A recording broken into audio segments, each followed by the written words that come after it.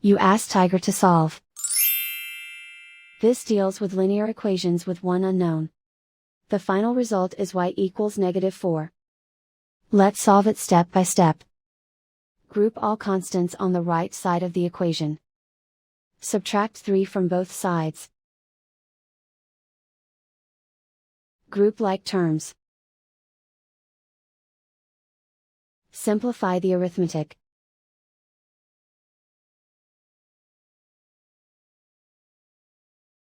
Convert the y into a positive number. Multiply both sides by -1. Remove the ones. Simplify the arithmetic. And so the final result is y equals -4.